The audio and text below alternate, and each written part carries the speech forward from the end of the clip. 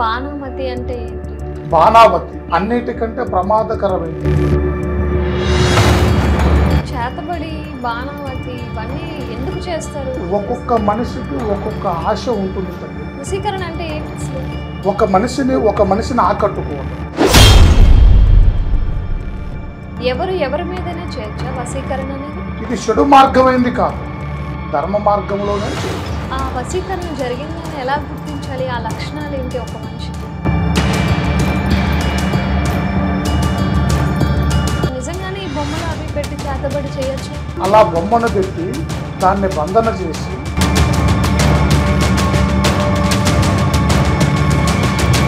చేతబడి అనేది ఏ విధంగా చేస్తారు? ఒక ఆత్మని లేపి ఒక మనిషికి మీదకి ప్రయోగించారు.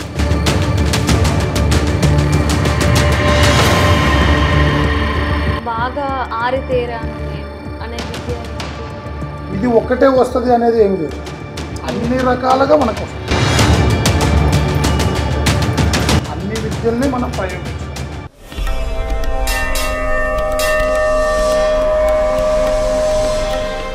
Welcome to ఈహా. వశీకరణ, చేతబడి, బాణామతి ఇవన్నీ వింటుంటే భయంకరంగా ఉంది కదా. నిజంగా ఇలాంటివన్నీ ఉంటాయా? సో ఇవన్నీ కొందరు చేస్తూ ఉంటారు, కానీ వాటికి పరిష్కారం మనుషుల మీద ప్రయోగిస్తే తెలియక చాలామంది ఇబ్బంది పడుతూ ఉంటారు. మరి వాటికి పరిష్కారం ఎలా అని చాలా ఎదురు చూస్తూ ఉంటారు కదా.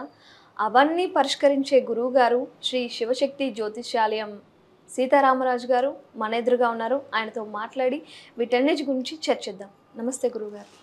ఓం శక్తి స్వరూపాయ నిర్బంధన బంధనాయ అష్టైశ్వర్య ప్రదాతాయ ఓం లోకరక్షకనే నమో నమః. ఓం గం గణపతయే నమో నమః. గురువుగారు, ఇప్పుడే చెప్పాను నేను, వశీకరణ అంటే ఏంటి అసలు? వశీకరణ అనేది ఎదుటి వాళ్ళని వశపరుచుకోవటం. వశీకరణ బలం అనేది ఒక మనిషిని ఆకట్టుకోవటం మీద. కొంతమంది స్త్రీని కావాలనుకుంటారు, కొంతమంది పురుషుని కావాలనుకుంటారు. పురుష వశీకరణ చేయొచ్చు, స్త్రీ వశీకరణ చేయొచ్చు. ఈ రెండు వశీకరణలే వశీకరణ అని అంటారు. ఆ వశీకరణ అనేది ఎదుటివాడు మన మాట వినేటట్టు, మన దారిలో అనుకూలంగా నడిచేటట్టు, అసలు వాళ్ళ విషయంలో ఒక ప్రేమగా నడిచే విధంగా మనం చేయొచ్చు. అదే వశీకరణ అంటారు. ఓకే, ఎవరి మీదైనా చేయొచ్చా వశీకరణ అనేది? చేయొచ్చు తల్లి. వశీకరణ అనేది ఒక బిడ్డ ఒక తల్లి తండ్రిని మాట వినకోకుండా చేసే వాళ్ళని వశీకరణ చేయొచ్చు. కొన్ని మందికి ఒక మనిషి కావాలి, ఒక మనిషితోనే మనం అనుకుంటున్నాం, అతను మన దారిలో ఉండాలి అని అనుకుంటే అట్లా చేయొచ్చు. భర్త మాట వినకోకుండా లేనిపోయిన సికాకులు చేస్తూ ఇల్లుని ఇబ్బంది పెట్టే మనిషికి భార్యకి వశీకరణ చేయొచ్చు. భార్య అదుపు తప్పి కొన్ని విధాలుగా ఇబ్బంది పడుతూ ఉంటే అలా భార్యను కూడా వశీకరణ చేయొచ్చు.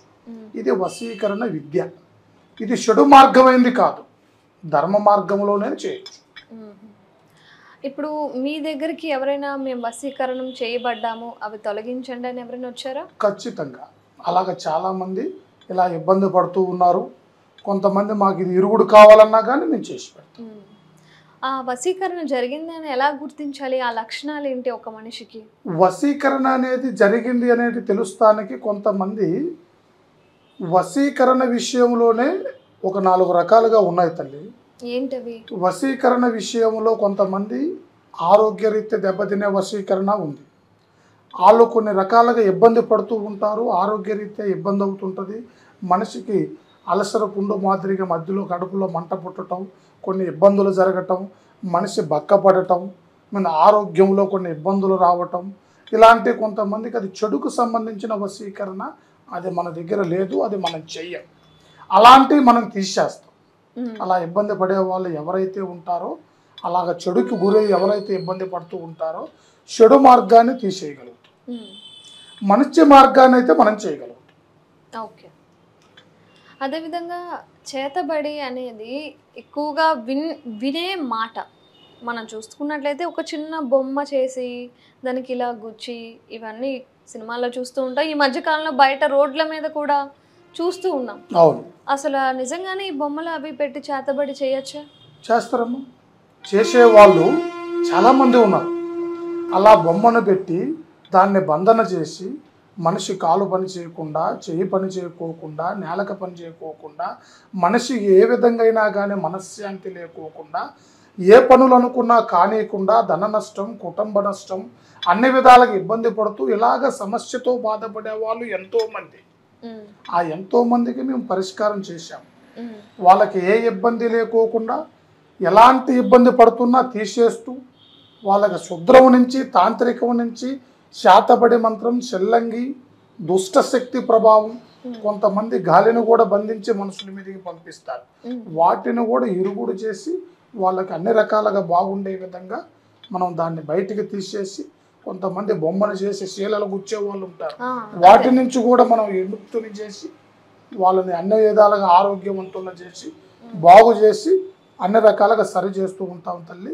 మన దగ్గర సంప్రదిస్తే అలాంటి సమస్యలతో బాధపడే ఏ వ్యక్తి అయినా సరే మమ్మల్ని సంప్రదిస్తే వాళ్ళకి ఏ సమస్య ఉన్నా ఆ సమస్య ఏ చేతబడి రకంగా జరిగిందా, చెల్లంగి రకంగా జరిగిందా, వాళ్ళు ఏ బాధకి ఏ దానికి గురవుతున్నారా, వాళ్ళ కుటుంబ సమస్యతో గురవుతున్నారా, ఆరోగ్యరీత్యా గురవుతున్నారా, భార్యాభర్తల వల్ల సికాకులు పడుతున్నారా, సంతాన విషయంలో ఇబ్బంది పడుతున్నారా, ఇలాంటి శుద్రంలో చాలా రకాలు ఉంటాయి.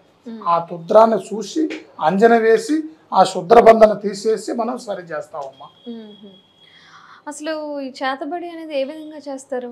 శాతబడి బొమ్మ రూపంగా చేస్తారు, పిండి బొమ్మ రూపంగా చేస్తారు, మనిషి బొమ్మను బట్టి చేస్తారు, పేరును బట్టి చేస్తారు, కొంతమంది ఎంట్రికల ద్వారాగా చేస్తారు, కొంతమంది బట్టతో తయారు చేస్తారు, కొంతమంది కాలి మట్టితో తయారు చేస్తారు.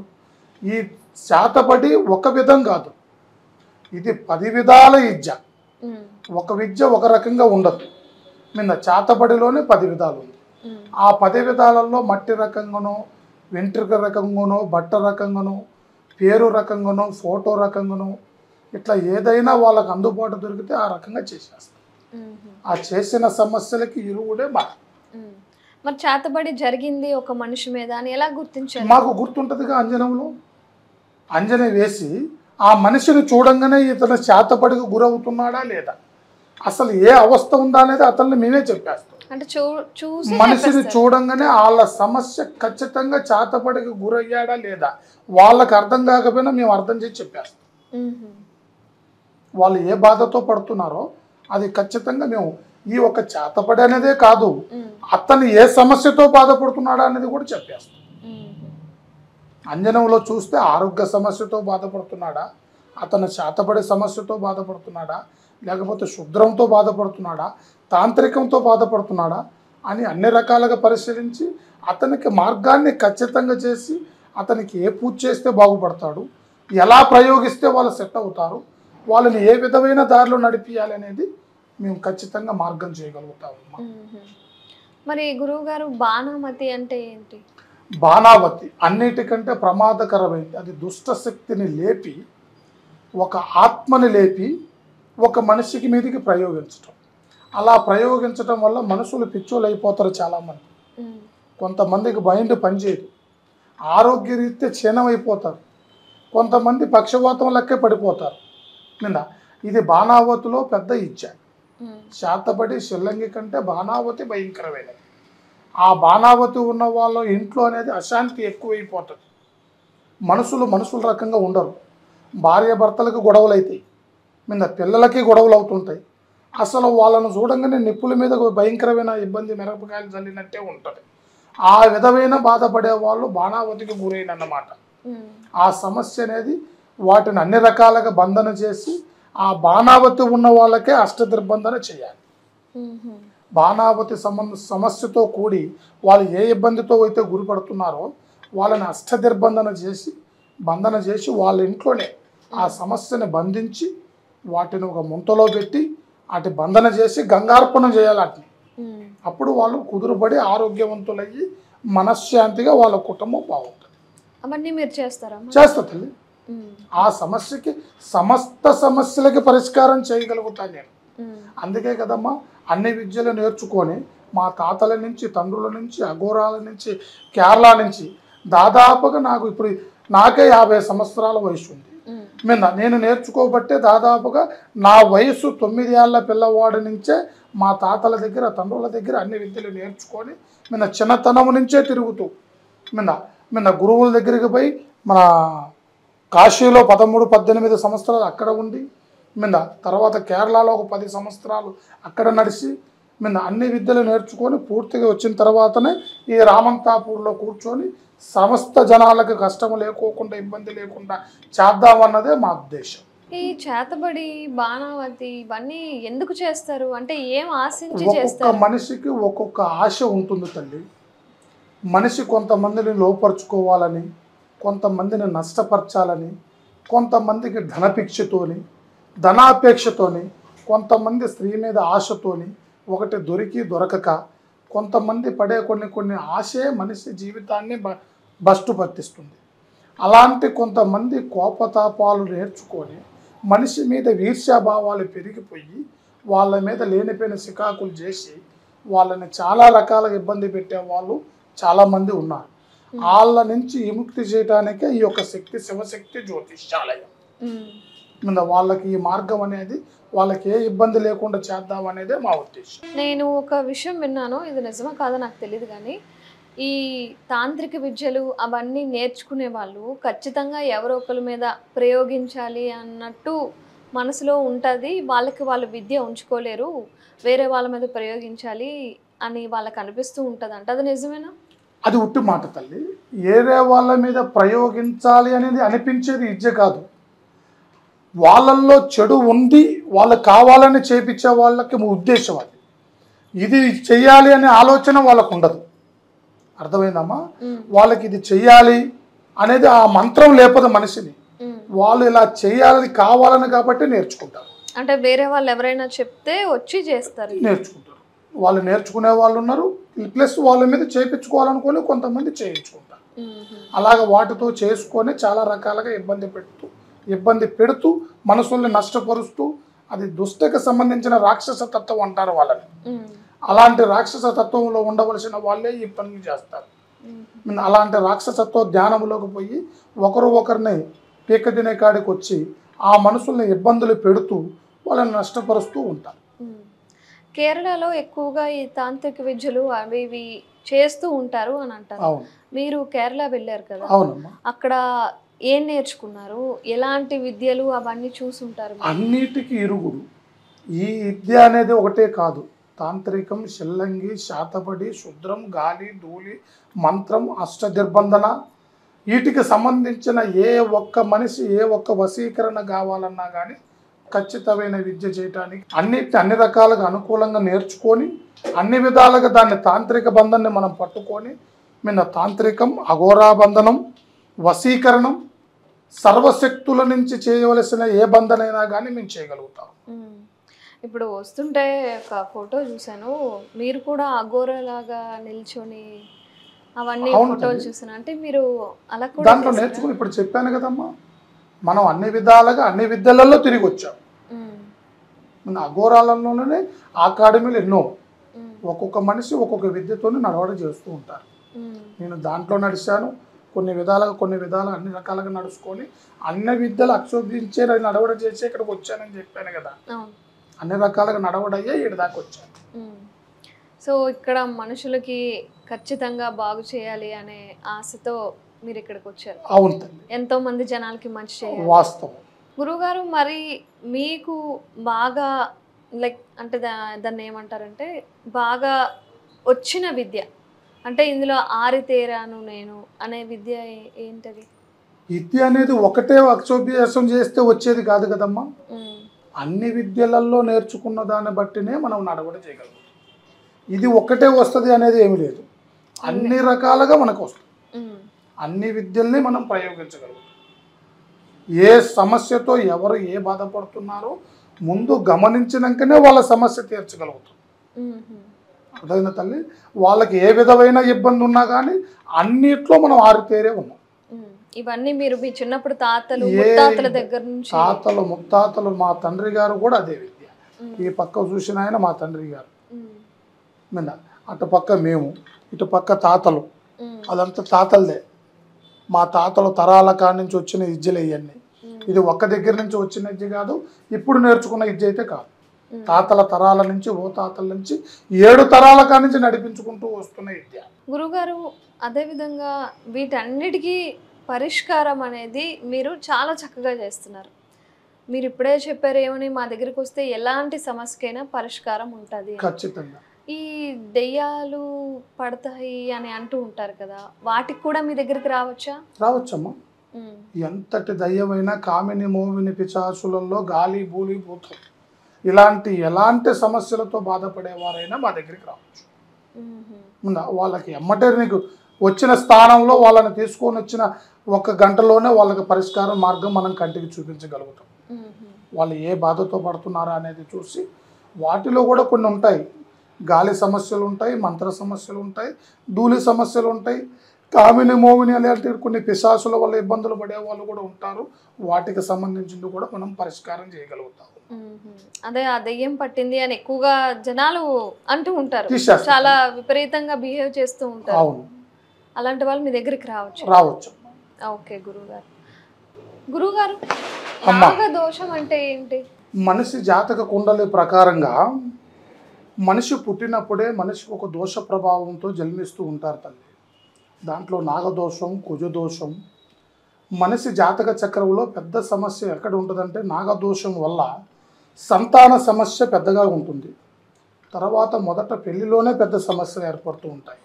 అలాంటి నాగదోషం ఉండటం వల్ల మనిషి కళ్యాణ బలంలో చాలా చిక్కులు, కళ్యాణం ముడిపడకపోవటం, మనిషికి దగ్గరకు వచ్చి దూరం కావటం, ఆ కళ్యాణం అనేది అనుకూలతగా కలవకపోవటం, ఇది నాగదోషానికి సంబంధించిన సంకేతం.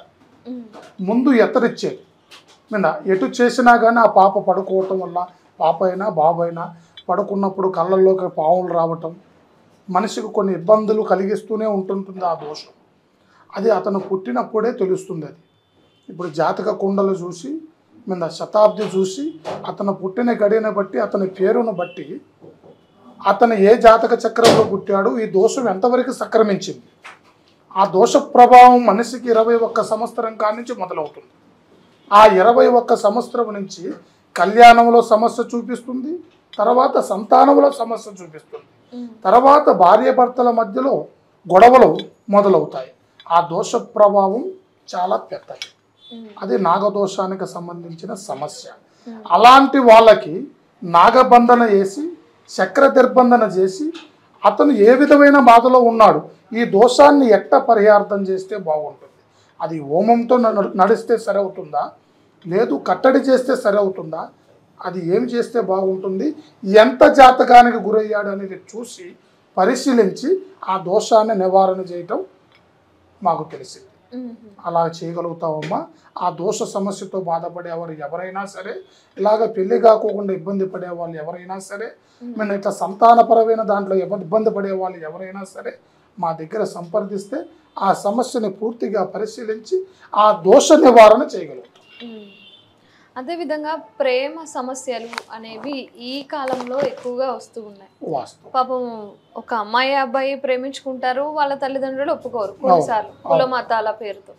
అలా కాదు అంటే తల్లి లేదా తండ్రి ఒక మంచి సంబంధం చూపించి చేసుకో అమ్మా అంటే, నాకు ఇలా ప్రేమించిన మనిషి ఉన్నాడు అని చెప్పి ఇబ్బంది పెడుతూ ఉంటారు తల్లిదండ్రులు. మరి అలాంటప్పుడు అలాంటి వాళ్ళు మీ దగ్గరికి వస్తే మీరు సమస్యకు పరిష్కారం చూపిస్తారా? ఖచ్చితంగా పరిష్కారం చేస్తామమ్మా. ఇలాగ ఇబ్బంది పడేవాళ్ళు ఎవరైనా సరే వాళ్ళ ప్రేమ గుణాలను బట్టి ఇప్పుడు నడిచే విధానం దానికి చట్టమే ఎదురు చెప్పలేకపోతుంది. వాళ్ళ ఇద్దరు అనుకూలతగా నడవడై వాళ్ళ కుటుంబం మొత్తం అనుకూలతగా నడిచేటట్టుగా, వాళ్ళ మనసులో ఏకాగ్రతగా నడిచేటట్టుగా అన్ని రకాలుగా నడిపించి, వాళ్ళకి అందరికీ సంతోషంగా సమకూర్చి, వాళ్ళ ఇద్దరు అన్యోన్యత నడవడి చేసి, వాళ్ళ కుటుంబం మొత్తం అన్ని విధాలుగా సరయ్యేటట్టుగా చేసి వాళ్ళకి కళ్యాణం అయ్యే విధంగా చేస్తాం తల్లి. భార్యాభర్తల మధ్య కూడా పెళ్లి చేసుకున్న కొత్తలో ఆ ప్రేమ అన్యోన్యత అనేది ఉంటుంది, కొంతకాలానికి అది తగ్గిపోతూ ఉంటుంది. మరి అలాంటి వాళ్ళు మీ దగ్గర అదే వశీకరణ బంధన. మనిషిలో ఉండవలసిన ప్రేమ వాళ్ళకి వీళ్ళకి పడక భార్యాభర్తలు ముందు ఉన్న అన్యోన్యతని తర్వాత కోల్పోతారు. భార్యను చూస్తే భర్తకు కోపంగా, భర్తను చూస్తే భార్యను కోపంగా, వాళ్ళకి ఒకరికి ఉద్దేశం పడక వాళ్ళే జుట్టు ముడేసుకొని ఇబ్బంది చేసుకునే కాడికి వస్తారు. అలాంటి వాళ్ళకి పరిష్కారం ఇప్పుడు దాదాపుగా 100 మందికి చేసి పెట్టారు. ఇలా భార్యాభర్తల వల్ల ఇబ్బందులు జరిగే ప్రతి ఒక్క జంట వాళ్ళ దగ్గరగా భర్త వచ్చినా మనకు పర్వాలేదు, భార్య వచ్చినా పర్వాలేదు, వాళ్ళిద్దరి మధ్యలో ఎలాంటి చికాకు లేకుండా వాళ్ళు ఏ సమస్యకు గురయ్యారు, అసలు ఎందుకు బాధపడుతున్నారు, వాళ్ళ సంసారంలో ఎందుకు గొడవ అవుతుంది, వాళ్ళు పడే బాధకు పరిష్కారం ముందు వెతికి వాళ్ళకి చక్కటి పరిష్కారాన్ని మేము చేయగలుగుతాం తల్లి. వాళ్ళు ఏ విధమైన బాధపడుతున్నారా అనేది అంజనీ వేసి చూసి వాళ్ళ ఆ భార్యాభర్తల మధ్యలో ఎలాంటి ఇబ్బంది లేకోకుండా వాళ్ళ అన్యోన్యత పెరిగేటట్టుగా, వాళ్ళకి ఒకరికి అన్యోన్యతగా ఉండేటట్టుగా వాళ్ళకి బంధన వేసి మేము చేయగలుగుతామమ్మా. గురువుగారు, ఆస్తి గొడవలు అనేవి ప్రతి ఇంట్లో ఉంటూ ఉంటాయి కదా, మరి ఈ ఆస్తి గొడవల వల్ల వచ్చే సమస్యలు మీరు పరిష్కరిస్తారా? ఖచ్చితంగా పరిష్కరిస్తాం తల్లి. ఎట్లంటే ఆస్తి గొడవలు అనేది ముందు ఉండవలసిన జీవితం అనేది అన్నదమ్ములు పుట్టినప్పుడు పెరిగేటప్పుడు ఉండవలసిన ప్రేమలు ఆస్తి కాడికి రాగానే ఆ బంధాలు కొన్ని చీలిపోతూ ఉంటాయి. అవును. అలా చీలిపోయి వాళ్ళకే మనశ్శాంతి లేకోకుండా ఒకరికి చెడుగా గురైపోయి మనశ్శాంతి కోల్పోయి ఒకళ్ళొకళ్ళు ఇబ్బంది పెట్టుకొని ఆస్తుల కాడ కొట్టుకునే రోజులు ఇప్పుడు మనం చాలామందిని చూస్తూనే ఉన్నాం. అలాంటి వాళ్ళకి ఒకరికి మనశ్శాంతి అన్యోన్యత పెరిగితే ఎంతలా ఆస్తి దగాదైనా తెగిపోతుంది. ఆ ఇబ్బంది అనేది లేకోకుండా ఒకరికి అన్యోన్యత బలం పెరిగి వశీకరణ బంధనలతోని వాళ్ళు ఒకటయ్యి మళ్ళీ ఆస్తి తగాద అనేది లేకోకుండా మనం చేయొచ్చు. వశీకరణ అనేది ఇప్పుడు ఆడవాళ్ళకి మగవాళ్ళకే చేస్తారా, లేకపోతే ఇప్పుడు తండ్రికి కొడుకుకి మధ్య కూడా గొడవలు ఉంటాయి, అలా కూడా చేయొచ్చు? సమస్త జీవితమే ఆడ మగ. వశీకరణ అనేది ఒకరి నుంచి వచ్చేది కాదు, సమస్త జనాలందరికీ ఉపయోగపడేది. అర్థమైందా తల్లి? భూమి మీద జన్మించిన జీవులు ఆడ మగ. ఈ జీవులలో ఉండవలసిన ఏ జీవినైనా ఆకట్టేదే వశీకరణ. ఇటు తల్లిదండ్రుల నుంచి చేయొచ్చు, ఇటు భార్యాభర్తలకి చేయొచ్చు, ఇట్లా ప్రేమ వివాహాలకి చేయొచ్చు. ఒక తల్లి ఒక బిడ్డలు మాట వినకోకుండా అనుకూలం లేకపోయినా ఆ తల్లిదండ్రులకు సరి చేయొచ్చు. ఒక కొడుకులు మాటలు వినకపోయినా చేయొచ్చు. ఒక్కొక్కరికి ఒక్కొక్క విధమైన వశీకరణ. ఈ వశీకరణలోనే 9 రకాలు. జన వశీకరణ, ఆకర్షణ వశీకరణ, సభా వశీకరణ, స్త్రీ వశీకరణ, పురుష వశీకరణ. ఇలాగ ఈ వశీకరణలలోనే కొన్ని విధాలుగా ఏ విధమైన వశీకరణ ఎవరికి ఏది ఉపయోగపడుతుందో మనల్ని సంప్రదిస్తే వాళ్ళు అడిగే వశీకరణ కంటే మనల్ని సంప్రదించినప్పుడు వాళ్ళకి ఏది ఉపయోగపడుతుందో అనేది కూడా చూసి మేమే సలహా ఇచ్చి వాళ్ళకి ఇది చేస్తే బాగుంటుందో నాయన అని చెప్పి వాళ్ళని సక్రమైన మార్గంలో మేము నడిపిస్తామమ్మా. ధన వశీకరణ అనేది కూడా ఉంటుందా? ఉంటుంది తల్లి. ధన వశీకరణ అంటే కొంతమంది అన్నీ ఉన్నా కానీ దరిద్రులు అక్కడే ఉంటారు. అదే జనాలకి ఆకర్షింపబడదు. కొన్ని రకాలుగా ఏది చేయాలనుకున్నా కానీ వాళ్ళకి ధనం ఉంటుంది, కానీ కొంతమందికి తృప్తి లేదు, మనశ్శాంతి కరువు అయిపోతుంది, డబ్బు చేతులు ఆడుతుంది, వాళ్ళకు ఉపయోగపడదు. లక్ష్మిని కట్ల కొంతమంది చూస్తారు, ఖర్చు పెడతానికి మనసు జయించదు. ఒక్కొక్కరికి ఒక్కొక్క సమస్యతో గురవుతూ ఉంటారు. అది ధనవశీకరణ, లక్ష్మీ కటాక్షం. ఆ అష్టలక్ష్ములు అనుకూల దశలో నడిచేటట్టుగా అతనికి లక్ష్మీ కటాక్షం కలిగే విధంగా మనం దాన్ని వశీకరణ చేయాలి. వ్యాపారం అనేది ప్రతి ఒక్కరూ చేస్తారు, కానీ ప్రతి ఒక్కరికి అంత వృద్ధి రాదు. ఇప్పుడు రోడ్డు మీదకి వెళ్తే అక్కడ 4 షాపులు ఉంటే ఒక షాప్ దగ్గర జనాలు బాగా కిటకిటలాడతారు, మిగతా 3 షాపుల దగ్గర జనాలు ఉండరు. అంటే ఆ జన ఆకర్షణ అనేది కూడా ఈ వశీకరణలో ఉంటుందని విన్నాను, నిజమేనా? ఖచ్చితంగా అదే జనాకర్షణ అంటారు, జన వశీకరణ. జన వశీకరణ మనిషికి వశీకరణ లేక అన్ని రకాలుగా కష్టపడే శక్తి ఉన్న మనిషి ఒక బిజినెస్ పెట్టుకొని ఒక సెంటర్లో పెట్టుకొని కూడా వాళ్ళకి జనాలు లేక సందులో ఉన్న షాపుకి జనాలు పోవడం చాలా దగ్గర చూస్తాం. ఎందువల్ల అంటే తల్లి ఇట్లక జనాల ఆకర్షింప అతని జీవ బలంలో ఉండదు, అతనికి వశీకరణ బలం తగ్గిపోయి అతను పెట్టుకున్న దానికి లాభం లేకోకుండా ఇట్లక అవస్థ పడే వాళ్ళు చాలామంది ఉన్నారు.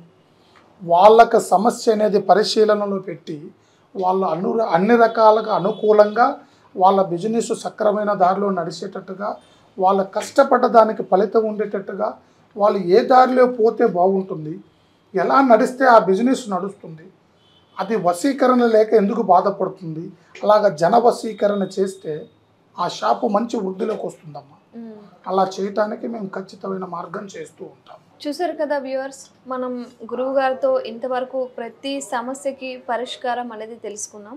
గురువుగారు మరి మిమ్మల్ని సంప్రదించాలంటే ఏ విధంగా, ఎక్కడికి రావాలి? దూరదర్శన్ కేంద్రం, రామంతాపూర్, నల్లపోచమ్మ తల్లి బ్యాక్ సైడ్.